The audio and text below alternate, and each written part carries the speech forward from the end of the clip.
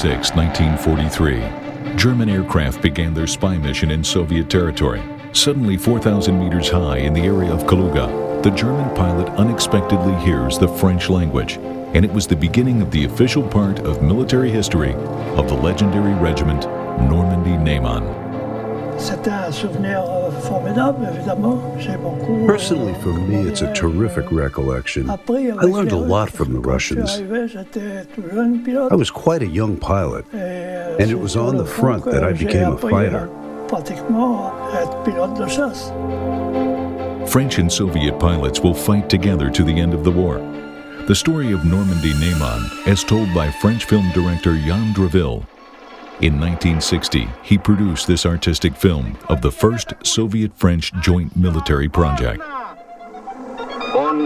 He escaped from Dakar in the hope that a miracle would take place at least once. All that remained for him was to avenge it.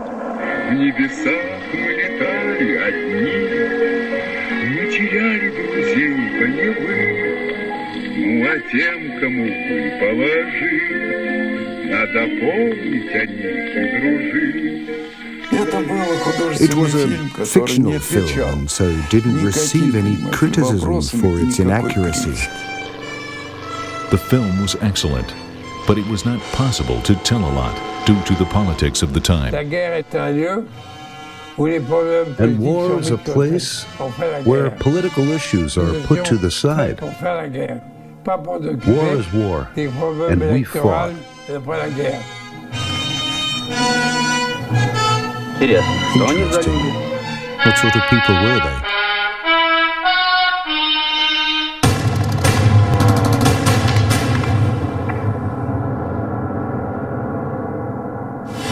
On September 1st, 1942, General de Gaulle signs the order about the formation of a voluntary group of air fighters. De Gaulle's order created the Fighting France to save the reputation of his country publicly, while the official government collaborated with Hitler.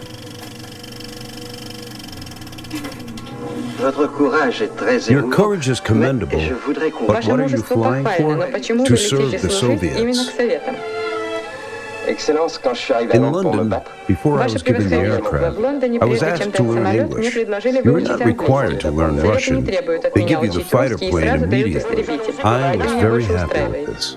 Before they went to the Soviet Union, French pilots were sent to Rajak Air Base in Lebanon from different places, North Africa, Middle East, and Great Britain. The new group was named Normandy in the honor of the French province almost ruined by fascists.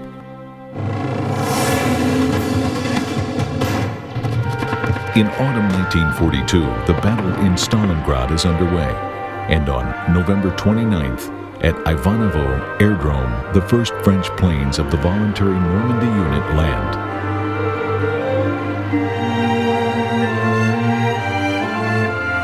Only 14 pilots arrive in the first group.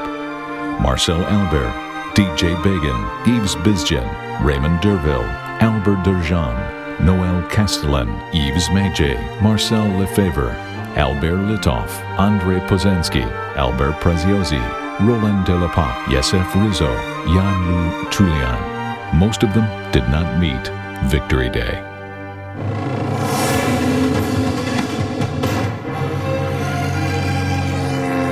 By the end of May 1943, the Normandies had 15 air battles, destroyed 9 airplanes of the enemy, and lost 5 pilots.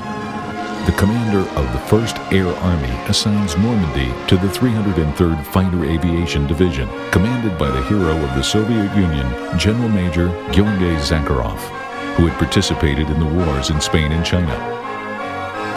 General Zakharov was the right commander, who could unite the Russians and the French. There were never problems with him.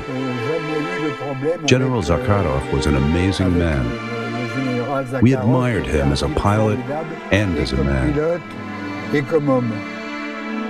The hero of the Soviet Union, Roland Delapape, was in the first group of French pilots. Only today could he say that another guy wanted to command the Normandiers. I was familiar with Stalin's son. It was located at the airfield next to ours. And because at that time Normandy had become quite famous, he asked his father about the command of our group. He was sure that it was easy to mix the Russians and the French. Well, the idea was a good one, but Stalin's son could not do this. Because of his bad temper, two colonels were always near him. One of them was always holding an ashtray, the other a cigarette. This was Stalin's son, and his father did not want to change the situation. Another hero, Jacques de Sandoval, was still in London in summer of 1943. He was actively looking for an opportunity to get to the front. His friend Henri Foucault came to him and said that he had found the Normandy group that fights in Russia. The French have losses and need new people. I said to him that he is very brave, but it is very cold there and all perished. But Foucault answered that it was the only possibility to fight if you go there. But in any case, I have included you in the list. The travel to faraway and mysterious Russia was a difficult mission. At the beginning of World War II, Pierre Lornjon was a student at the aviation school. After the occupation of France by Hitler, the school was evacuated to North Africa. For refusal to fight for the fascists, Pierre was sent to a disciplinary unit. He was liberated by the Americans after they landed in North Africa. It took 3 months for Pierre to get to Russia. He arrived in Tula at the end of 1943. I went as a volunteer to Normandy Neman, from Algeria, through Cairo to Beirut, Tehran, Baku, Astrakhan, and Moscow. That is why it took us so long to get to Tula. 2 days later, the squadron left for the front until the war's end.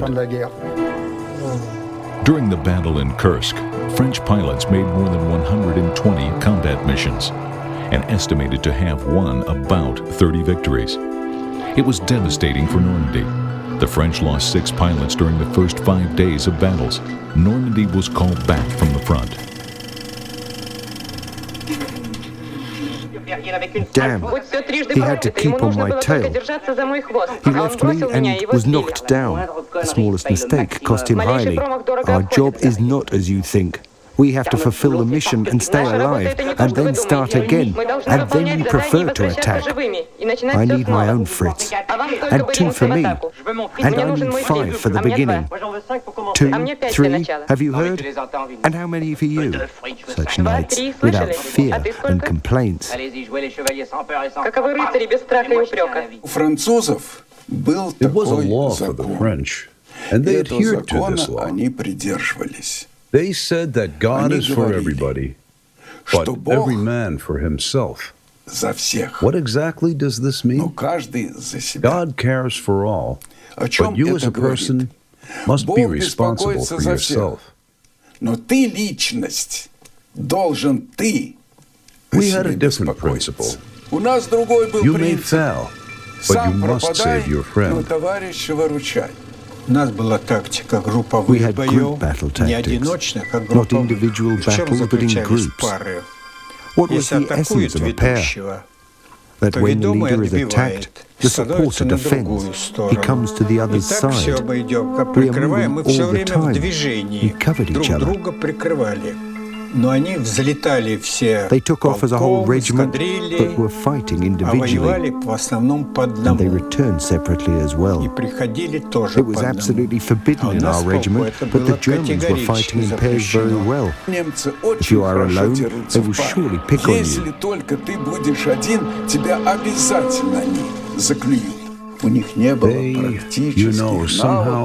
Somehow flew to us. They were destroyed by Germans straight away. Only 6 out of 14 of them survived. It was good that new pilots came. They enlarged the numbers. But in fact, we were frightened. There were no fighter regiments left. In spite of large losses, the French tactics remained and could not be changed. This is evidenced by the story of Marcel Perrin. He was a master pilot. He was not greedy. He took down a plane and flew away.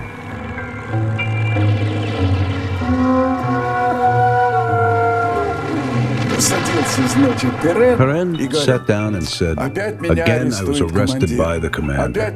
Again, I was not allowed to fly." We asked why. He said, "I threw it away."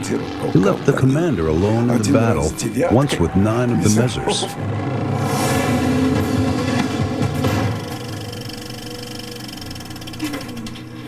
На каких самолетах предпочитаете летать? Английских, американских? Which planes do you prefer to fly? English, American, Russian? We came to fight together with you. We will fly on your planes. Et nous volerons sur vos avions. At the beginning of the war, it was expected that aerial combat would be at high altitudes, 5 kilometers and higher. But in reality, the majority of air combats were at altitudes of 1,500 to 3,000 meters. Under these conditions, the French chose Yaks. Yak is a good aircraft. Your major is also good. All Normandy pilots liked the Yak, especially the Yak 3. It was the lightest compared to the Yak 9 or the Yak 11. It was very flexible and built in large quantities. And if Germans were defeated in battle for the skies, it is thanks to the superiority of the Yaks and the number of pilots which Russia guided to the front to eliminate losses. Do not trust anybody. Do not trust anybody. Nothing. The airplanes were good. The airplanes were excellent. They were easy to use and maintain. They were easy to control for the pilots.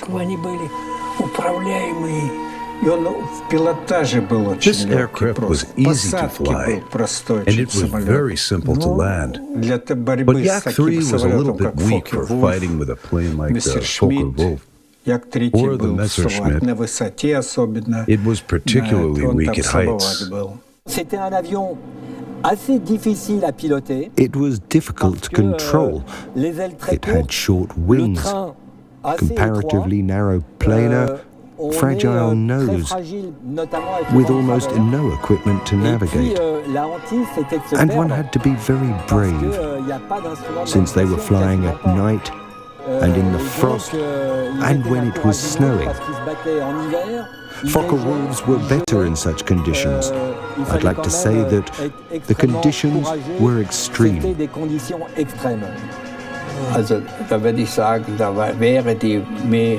Focke-Wulfs were better in such conditions. I would like to say that the Messerschmitt 109 at that time was technically superior compared with Russian airplanes, but not in the hard conditions of winter.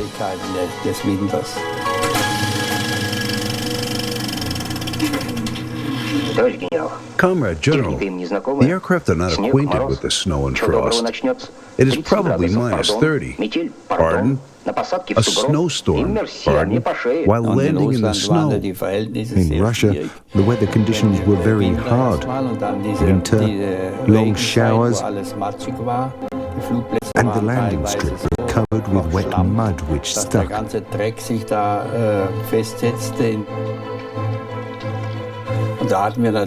Sometimes we had hostile battles. The Russians gained some experience.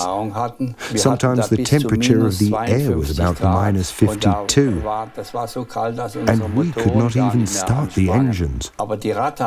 Some Russian Kulibins found a method how to start the engine, and they were able to fly. It was a surprise that we were sitting in our M109s on the airfields and had to watch how these craftsmen were flying over our heads and shooting for us.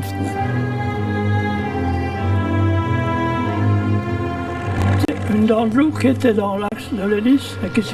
was a device with the help of which the engines could be started in winter. Every truck of the Russians, which was allocated at the airfield, had this device on the roof of the cabin.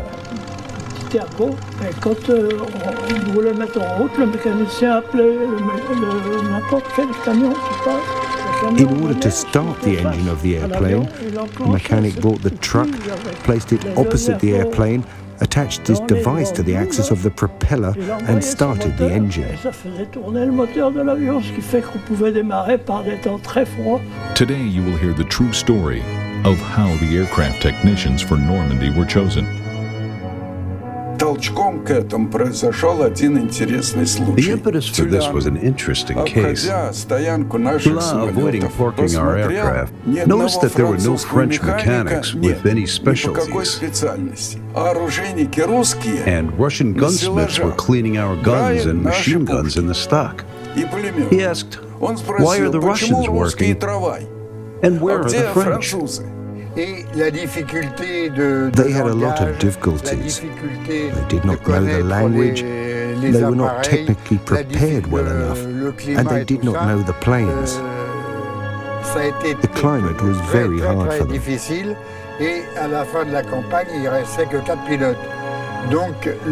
It led to the situation that at the end of the first campaign, only 4 pilots remained alive, and all the French mechanics returned either to England or Europe. And when Tula happened to be in Moscow, he said that the French pilots in Russia will remain until complete victory over fascism, but only with Russian engineers. Soviet mechanics were selected in 2 ways. The first attempt was not very successful because commanders did not want to give the best specialists away. The first technicians were not satisfactory to Sergei Agavaljan, so he made the second selection himself. Agavaljan examined every aircraft personally and met the technician who serviced the plane. Sergeant Major Nikitin, where is your airplane? Here is my plane. He examined the plane. Sergeant Obikov, where is your plane? Here is my plane. Speaking about personnel, so Agavaljan could collect about 30 specialists. Agavaljan gathered all of us and said very secretly, the bus will be placed near the headquarters of the regiment. All of you should arrive. Keep your mouths shut. Keep quiet. And so on and so forth. We all did this. The mechanics left their regiment secretly. Next morning, the scandal broke.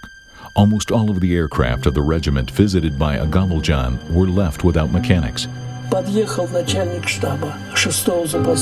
chief of staff of the 6th Reserve Regiment came and said of Agavaljan, "Where are the mechanics? What are you doing?" The train arrived and we are in the carriage.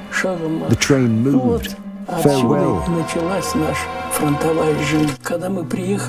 And moved forward. From then, our front life started. I do not remember when we arrived, or how many aircraft were there. Anyway, all the airplanes were on the aerodrome. And when we arrived there, Agavaljan said, "Guys, it's necessary to repair all the planes."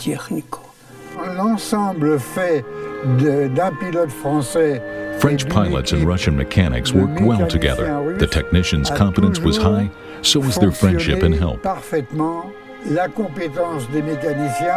as well as their understanding of how hard the climate was for them helped a lot.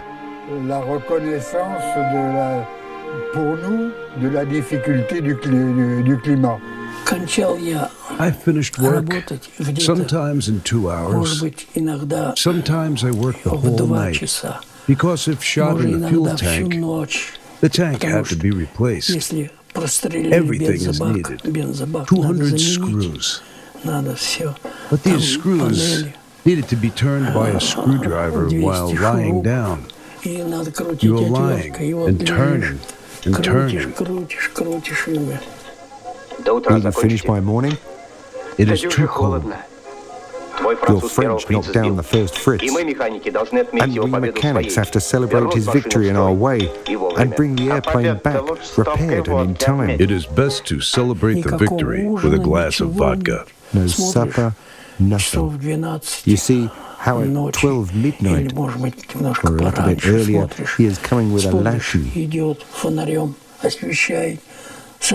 Sasha, are you alive? Alive? He will bring something. Mainly, he'll bring something to drink. I did not drink too much. We shared everything we had with them to explain what kind of friendship we had between French pilots and Russian mechanics. I can tell you that one day I was sitting in the plane and Terekhov, my mechanic, asked me to write down my name on a cigarette package, which he gave to me. Also, he presented me with this knife. This knife served me for a long time when I was in Russia. It was with me all the time. Sometimes I used it to eat.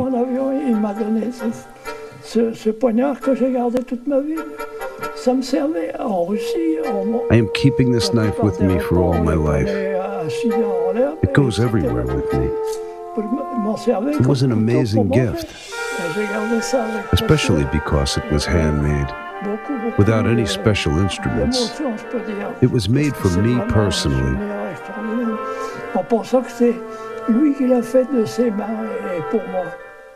Russian mechanics, we were brothers, friends, and even fathers.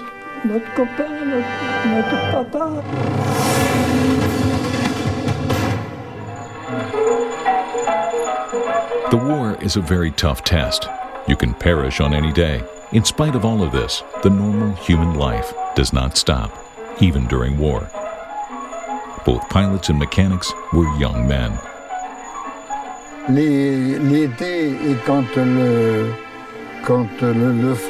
summer, when it was quiet at the front, we had parties together.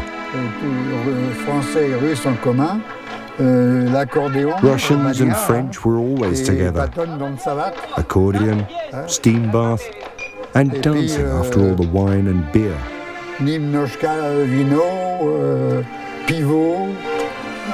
They are so happy and full of life. Tatiana was their favorite song.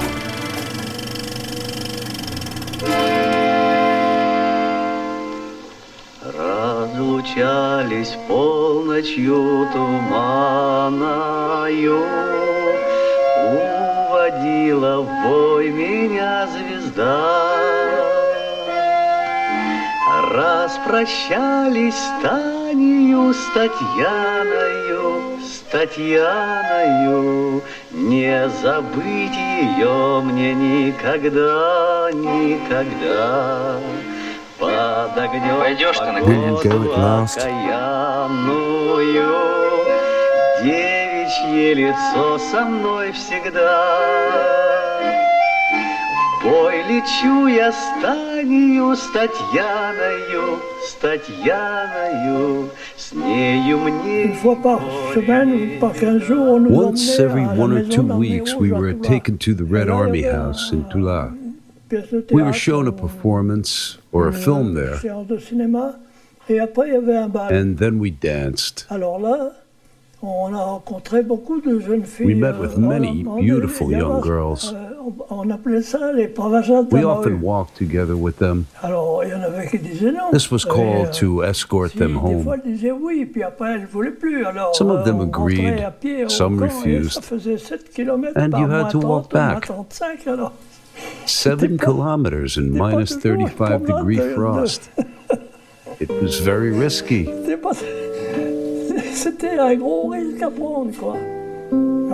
They often agreed and invited you home. Poor ones, they had nothing. But the table was always served excellently. It happened that French pilots and young Russian girls became close. Alexander Lauren married just before his return to France. He arranged everything so that his girlfriend Rita could go with him. They had 2 kids. There were many romances in those days. For example, there's the story of Roger Savage. He also had a child with a young woman from Lithuania. He had a baby girl, and she looked a lot like him because Roger Savage was born in Martinique. The girl was the same type as her father, and she had his face.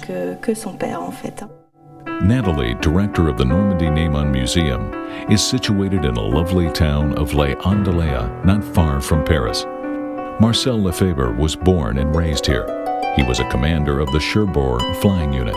He is also buried here. He is one of the 4 Normandy heroes of the Soviet Union and was given this title upon his death. There is a street and school named after Marcel. In the early 90s, Robert, Marcel Lefebvre's brother, founded the museum dedicated to Normandy Neman. The museum is unique, and no other is like it. Many original exhibits and documents about the life of the legendary regiment are displayed there.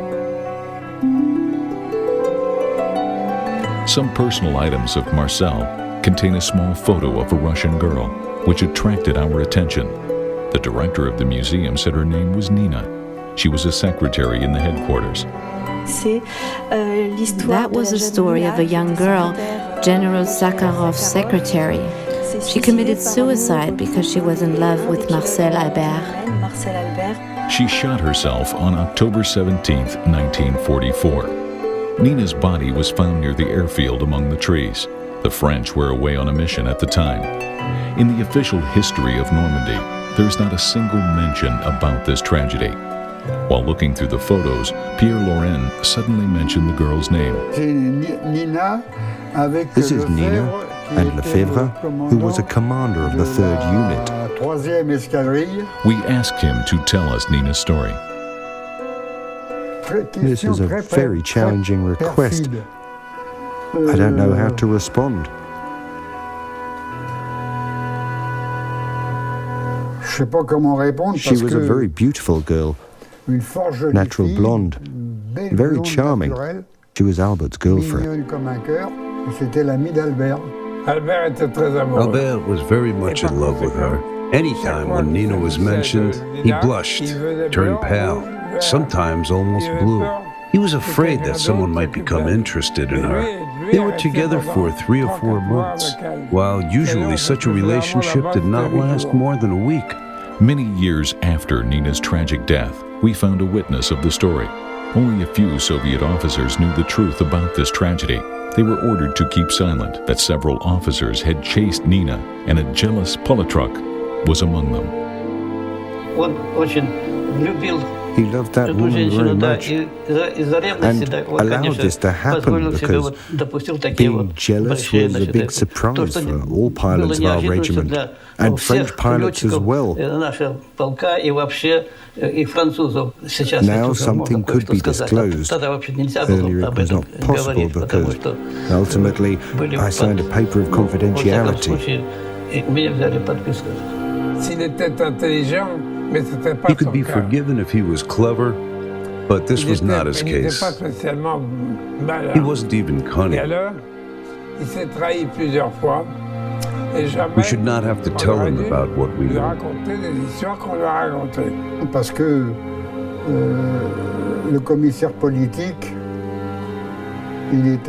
Politruk, who was there, cold-bloodedly killed the girl's secretary because she was Albert's girlfriend.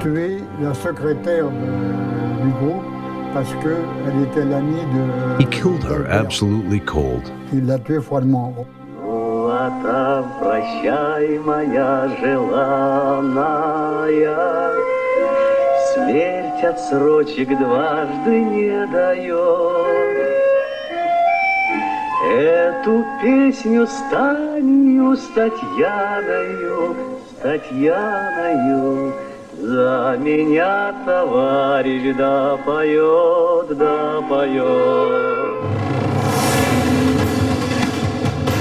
On November 28, 1944, for service in battle and courage during air battles for liberation of Lithuania and for breaking the defense of fascist troops on the river of Neman, 1st Fighters Regiment, Normandy fighting France, was given the title Neman. Since that day, the regiment was known as Normandy Neman. The second large operation with the participation of Normandiers began in the summer of 1944. It was the Belarusian offensive Operation Bagration and one of the most dramatic episodes in the history of the legendary regiment Normandy Neman. The French pilot shot the Soviet pilot.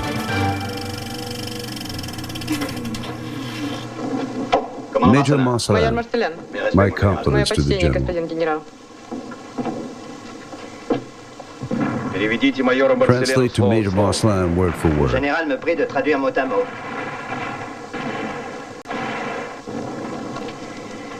The French pilot just shot down Captain Tarasienko just now. Tarasienko said by radio that he was being attacked. He did not respond with fire. He waved his wings, turned around to show us his stars, but the Frenchman, like a blind man, he returned and fired a burst. The official version, supported by episodes of the film, creates the impression that the French pilot was undoubtedly guilty and that the Soviet fighter perished. The witnesses of those dramatic events reject the official version and speak about the details of that tragic story. In the film, I did not at all like that garbage that was said about Shah. That he shot down the Russian pilot from the 18th Guard Regiment. At the moment when he got him, the pilot saw this, waved the wings for our pilot to understand that this is not a German, but a friend. And our guy shot once again and finished with him. This was nonsense. It was not the case. The witnesses note that the author of the memoirs, the chief of headquarters of the 18th Air Regiment, was at a different airdrome nearby and could not have seen what happened at the airdrome of Dubrovnik, where Normandy was situated. The case recounts. It was informed on radio that the German aircraft had appeared. 2 pairs of the French should take off.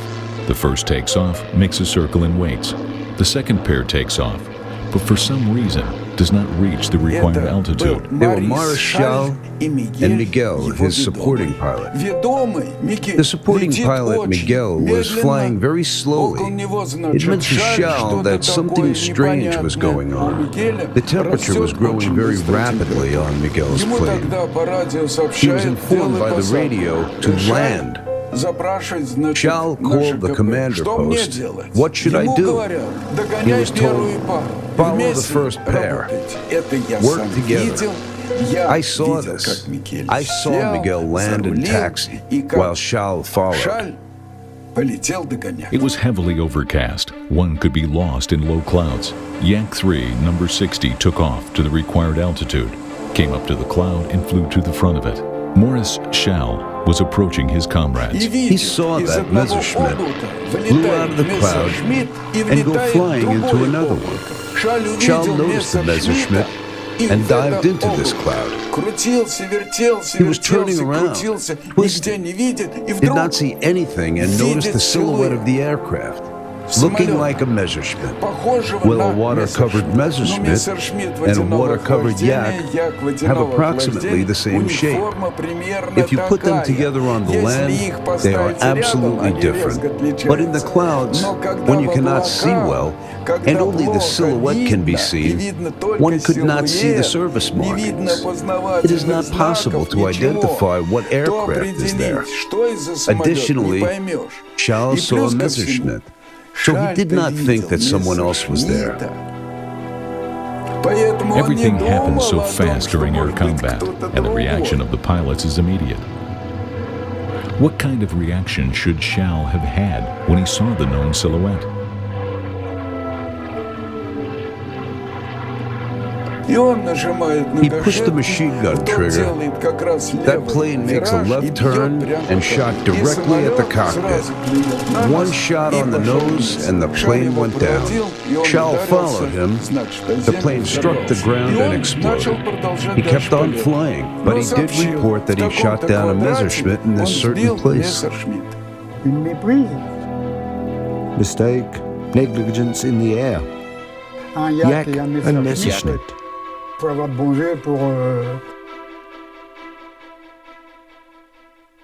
He saw the German and shot at him. Since he was very good at shooting, he brought him down. There was one more important detail.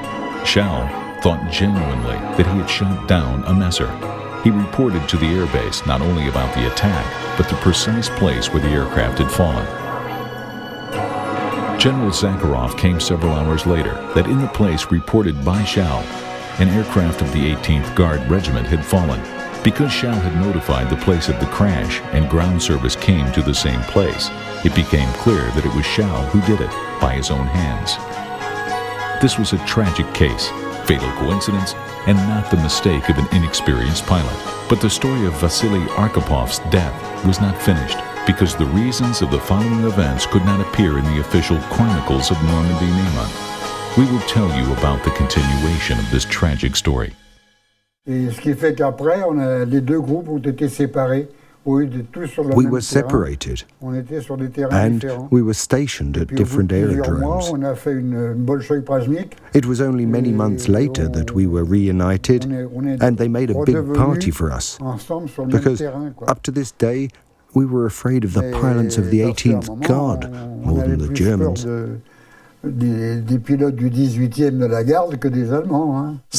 Perrin came and said, "Do you know that today during a mission, someone was shooting at Albert Marcel?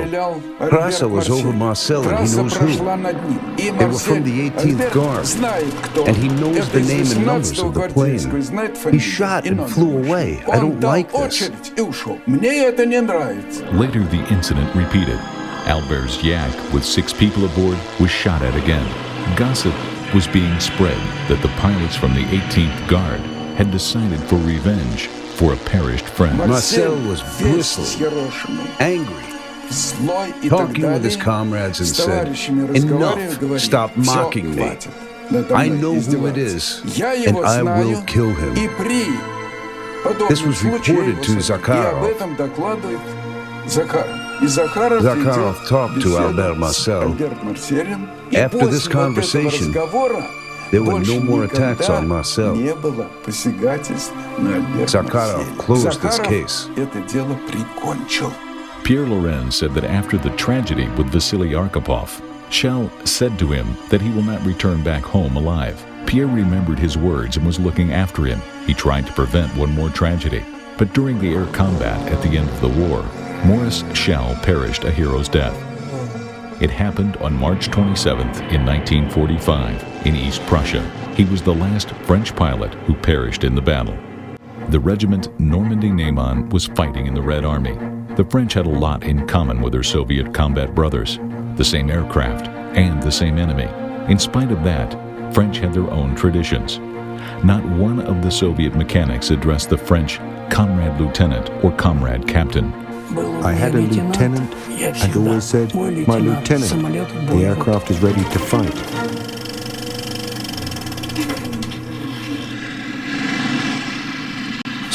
I asked my lieutenant, "How are you?" "All is fine. It's not like this, not H, but хорошо. All is хорошо." His friendly and simple attitude was real, but not in excess. The mechanic should get the aircraft ready so that it could shoot. The pilot could control it, and the engine should work well. That's it. My knees are painful now. The moment I recall, the knee feels the pain because of the aircraft. Moral and ideology of the Red Army soldiers was the responsibility of politrunks. In the case of any problems, they were resolved by a special group in every unit. In a sense, the French were privileged. It is difficult to imagine how French aristocrats and middle-class bourgeois are cultivated by the proletariat ideology.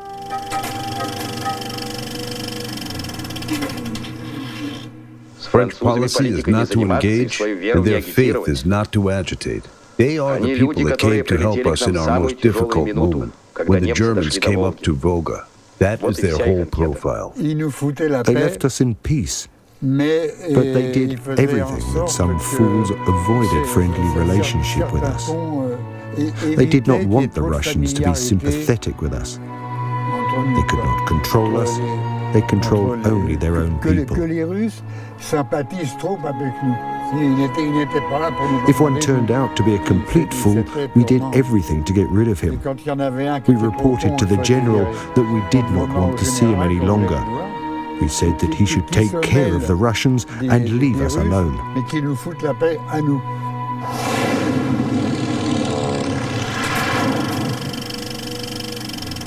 Half a year passed, and supporting forces which were promised to us so many times finally arrived.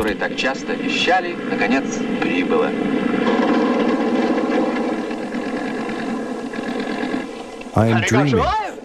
If they're in the Air Force uniform, here they are. And the door of the Douglas opened, and out comes the stepladder. Very small, 2 or 3 steps. And he shouts, "I am Russian! I am Russian!"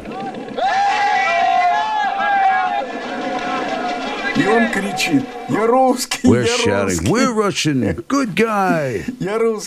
Wonderful! We're Russian!" Well, he bumped into us shouting the whole time, "I am Russian!" We're saying, "Wait, why are you shouting? Tell us what your name is. What is your last name?" He said that his name is Uglov.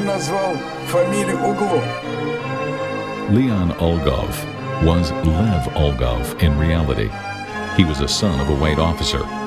De Gaulle did not want to include him into the members of Normandy, afraid that he would be sent to Siberia. But after the conversation with Stalin, the issue was resolved. Ulgov fought up to the end of the war. For his braveness, the French called him Russian Lion. This story about white officer's son who came with the replacements does not exist in Jacques Dravel's film. You will hear about it here for the first time. There is also one more important detail. Dravel, the director, had 2 consultants, veterans of Normandy, Konstantin Feltzer and Igor Eyenbaum.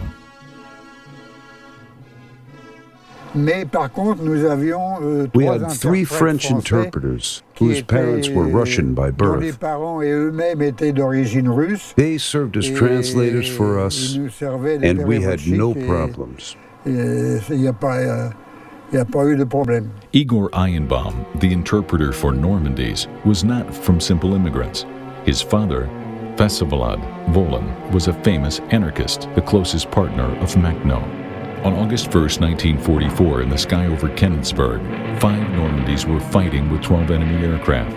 Konstantin Feltzer was shot down. He was considered to be dead. While he was ascending by parachute, he destroyed his French documents. Because the French were shot immediately, the French government had made a pact with the Germans. According to it, all French who were fighting against the Nazi fascists were considered to be traitors, where the Russians had the status of prisoners of war. And since he spoke Russian, and being Russian by birth, he pretended to be a Soviet soldier. Kostya's personal items are kept in the museum, the pilot's book, and the badge of a prisoner of war. Kostya escaped from German captivity together with a Russian officer. It is amazing, but he could reach not only France, but return back to Normandy Neman. In January 1943, the new offensive by the troops of the 3rd Belarusian Front started in eastern Prussia. Normandy Neman actively participated in this combat operation. During the first month of 1945, the regiment had 454 combat flights, destroyed 40 and damaged 15 aircraft of the enemy. In February, the situation dramatically changed, and the Normandies had new losses. The Germans transferred the elite Luftwaffe to that particular part of the front. The French met the aces of Goering from the 51st Regiment named Melders. They were real enemies. I mean the German pilots, especially the group of pilots from Melders, the elite of the German army. To become a member of Melders Group, it was necessary to win 55 victories over the aircraft of the enemy. Hans Eckhart, Bob, received the Knight's Cross for 20 aircraft knocked down over England in 1940. It was a special award made of real silver and which was given for 15 aircraft shot down. Such cups were given to unique services in Luftwaffe, graved accordingly, notifying the name and the rank of the pilot. We celebrated the event as follows. We filled the cup with beer, or on the other hand, the drinks which were stronger, brandy, for example. härtere Sachen, Cognac oder was getrunken. Ja, also ich war zunächst mal at the beginning, for almost 4 years, Grunherz was in the 54th Fighters Regiment, which participated in the combats at the northern front of Russia. We all called them the Aces. They painted all the cards there. The Ace of Spades, the Ace of Diamonds. Later I learned it was the famous Melders unit. We met them in Kuban, then near Stalingrad as well. We knew they were experienced at flying in pairs. It was not easy to come up on them. In general, they made the weather.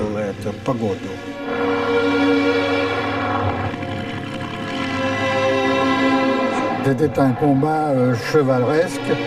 Jamais they were the Knights' tournaments there.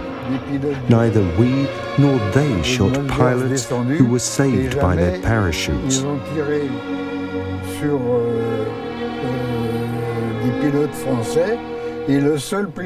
Only one pilot was taken as a prisoner of war near Melders Air Base at Baltics.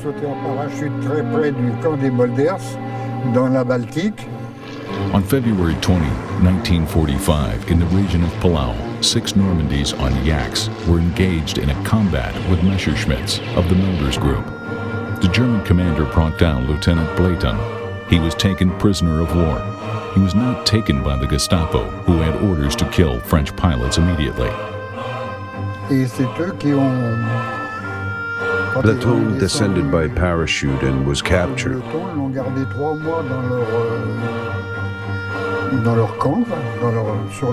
They kept him for 3 months at their airfield.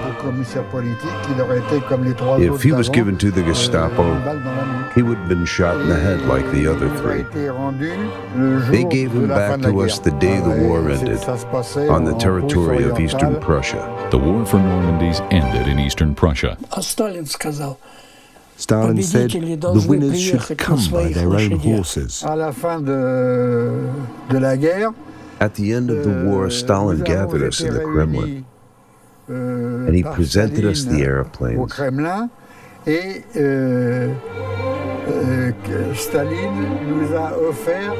He literally said he was giving them to us as a gift, these aircraft on which we fought so bravely.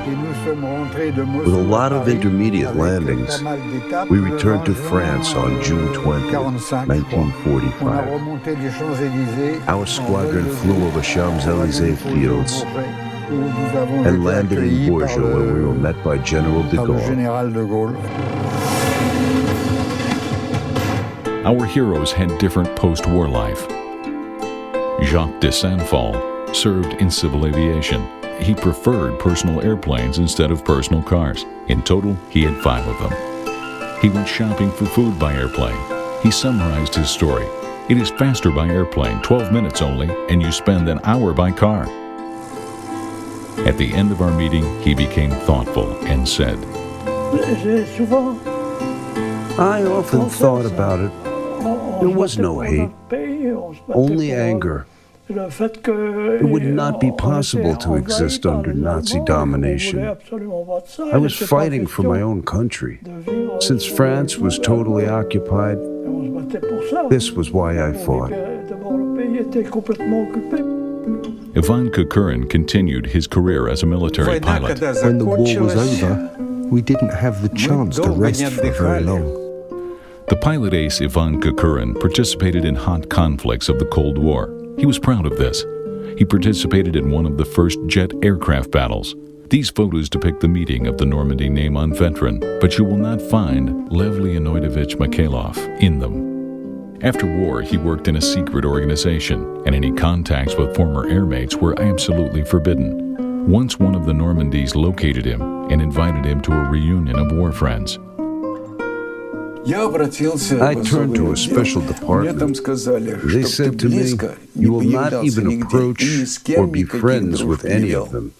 You should remember this or it will be bad for you. And remember, after you retire or are taken to the reserve, you will not be allowed to show up and make friends with anybody." Pierre Lorjean is still driving a car at 92 and controls the car like a fighter aircraft. We were interested in what he was doing after the war. After war, how to say?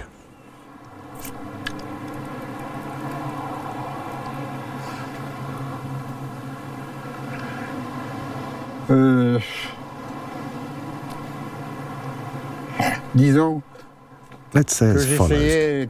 I tested aircrafts and transferred them. Voilà. Il y a un passage. There was a time when nothing was happening. Où il n'y a rien. Où je suis I devenu became a parachutiste, paratrooper, military nageur de swimmer. combat. But these memories of his biography are not easy for Pierre to recall. В небесах мы летали одни, мы теряли друзей боевых. Ну а тем, кому выпало жить, надо помнить о них и дружить. Ла-ла.